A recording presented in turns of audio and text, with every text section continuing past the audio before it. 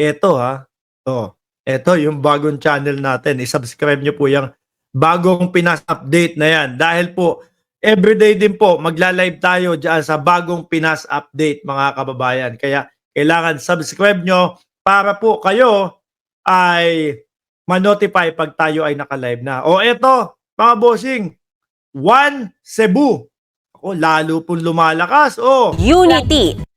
Wait lang po. Di lang Unity daw, ano? Kakabahan na naman yung mga DDS nito. Kakabahan na naman po yung mga DDS nito. Ano ang balita? Nagpakita ng mas malakas nilang Unity ang partidong One Cebu. Sa paunguna ni Governor Gwen Garcia, nakipag-alyansa rin sila sa 3 pang partido bilang paghahanda sa midterm elections. Nako po. Tapos ang kalaban yung nag-iisa, yung PDP lang, ano, mga bossing. Wala, kawawa yun. Di ba? Tapos makikita mo, yung mga yung mga politiko ng PDP na tumatakbo, alam mo na, wala, bahaw. Walang nagawa, mga kababayan. Si Bato, ano ginawa nun? Wala, puro pa hearing lang. Mabanggit mo yung ICC, kinakabahan na. Si Bongo, nag-iisang malasakit. No? Sinabi pa kay dating Senador Trillanes, tamad diyang si Trillanes Tas makakumukat-mukat mo kung ano yung nagawa. Nag-iisang malasakit with matching palugaw. Sino? Philip Salvador. Anak na tinapay. Huwag na ho natin pag-usapan si Philip Salvador at wala naman ho tayong pag-uusapan patungkol kay Philip Salvador. Wala tayong pwedeng pag-usapan kay Philip Salvador Bukod sa artista, yun na yun. Okay na yun. Okay? Nasa frontline ng balitang yan si Jana Roa. Kurang Cebu! Mabuhay ang Cebu.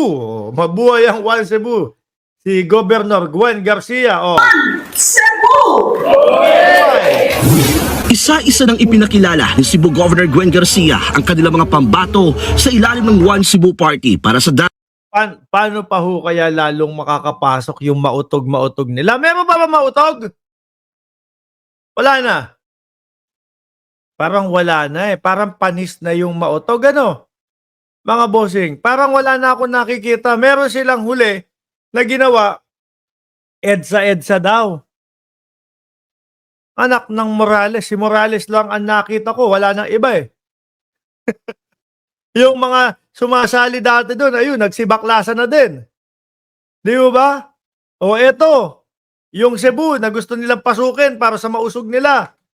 Wala, hindi kinaya. Lalo pa ho ngayon, mga kababayan, na mukhang malabong makapasok ho. Di ba? Nagkakaisa ang Cebu. Ang Cebu unity. Hindi kagaya nung sa kanila. Puro paninira. Parating ng midterm elections, pinangunahan ni Garcia ang convention ng daan-daang miyembro ng partido sa Cebu City kanina. Siya pa rin ang standard bearer ng One Cebu, ang pinakamalaking political party sa probinsya. Sa datos ng COMELEC, ang Cebu ang #1 vote-rich province o ang may pinakamaraming bilang ng mga botante sa buong bansa. Ano tingin nyo? Iboboto ng Cebu? Yung mga nasa PDP? Mukhang malabo po. Mga kababayan. Yung maisog nga nila, hindi na pinapasok Iboboto pa. Umaabot ng mahigit 3 milyon.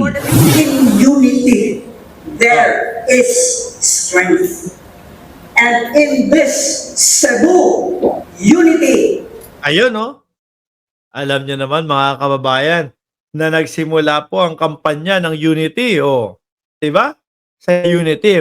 Unfortunately, mga bossing, yung sa side ni Inday Sara Duterte, hindi po ginampanan yung kanilang tungkulin doon. Wala, no? Ang ginawa, nanira po sa administrasyon. Tapos, yung mga kakamping naman, di ba? Nakipag-unite po sa pula. Hindi naman unite na unite. Pero, nakikita po natin, mga kababayan, yung kanilang suporta po, di ba? Sabi ni Restituto, kaingat, si Philip Salvador. Ang tanong, iboboto ba siya ni Chris Aquino? Malabo po yun. Si June Domingo, panalo si Philip Salvador, naanakan si Chris. Kayo talaga. Cebu now is stronger than ever in the national scene. Gob, pinapakaba mo naman yung mga taga PDP. Pinapakaba mo naman yung mga DDS. Oh. Ayan ha. Tapos, mamaya makakarinig tayo, mga kababayan, sasabihin ng mga DDS. Ayan na, kumampi na ang Cebu sa mga DDS.